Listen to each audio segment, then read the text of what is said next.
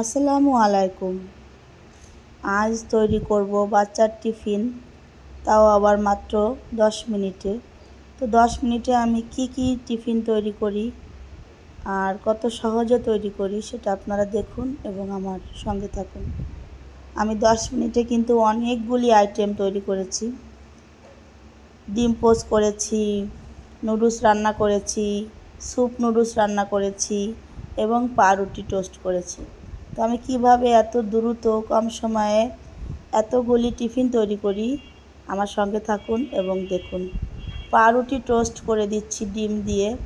একটা কড়াইয়ে আমি দিয়েছি এক পাশে পাউরুটি টোস্ট করতে, আর এক পাশে আরেকটি কড়াইয়ে আমি দিয়েছি পানি নুডলস সেদ্ধ করার জন্য। পানিতে যখন বলক আসবে তখন আমি নুডলসটা সেদ্ধ করব। অলমোস্ট পানিতে বলক চলে আসছে, আমি নুডলসটা দিয়ে দিচ্ছি সেদ্ধ করতে। আর অন্য পাশে তো আমি পাউরুটি টোস্ট করছি। পাউরুটি টোস্টও অলমোস্ট হয়ে আসছে। পাউরুটি টোস্ট করে উঠিয়ে রেখেছি, ওদিকে আমি নুডলস সেদ্ধ করতে দিয়েছি। নুডলস প্রায় সেদ্ধ হয়ে গিয়েছে।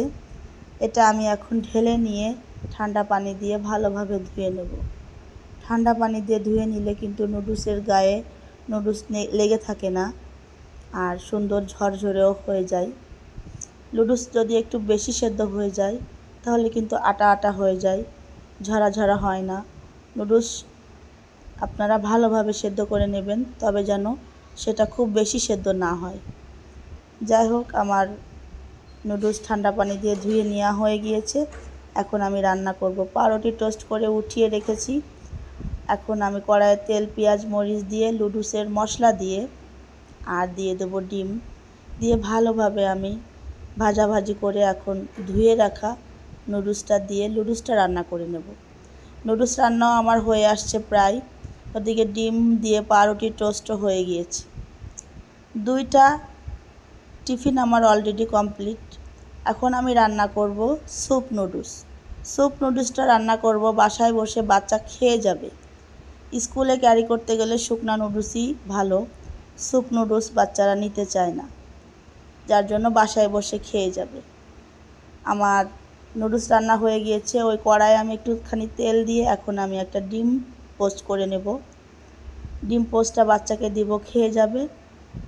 তা ডিম পোস্ট অলমোস্ট আমার কমপ্লিট, নুডলস রান্না কমপ্লিট এবং পাউরুটি টোস্টও হয়ে গিয়েছে মাত্র 10 মিনিটে।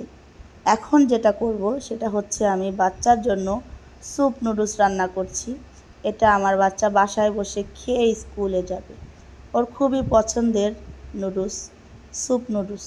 ও কিন্তু মূলত শুকনা নুডলস খেতে পছন্দ করে না বেশি একটা। স্কুলের জন্য ভালো, তখন কিছু বলে না, বাট বাসায় বসে বলে যে আম্মু আমি স্যুপ নুডলস খাবো। যাই হোক, ওকে আমি স্যুপ নুডলসও রান্না করে দিচ্ছি। এই যে দেখুন, হয়ে গিয়েছে। তো 10 মিনিটে কত সুন্দর সুস্বাদু মজাদার টেস্টি টিফিন তৈরি করে ফেললাম। আপনারাও বাসায় বসে মাত্র 10 মিনিটে এইভাবে বাচ্চার টিফিন তৈরি করবেন এবং আপনার কষ্টও কম হবে, বাচ্চাও খুশি হবে। তো এতক্ষণ ধরে সবাই আমার সঙ্গে ছিলেন, সবাইকে অসংখ্য ধন্যবাদ। সবাই সুস্থ থাকবেন, ভালো থাকবেন। আল্লাহ হাফেজ।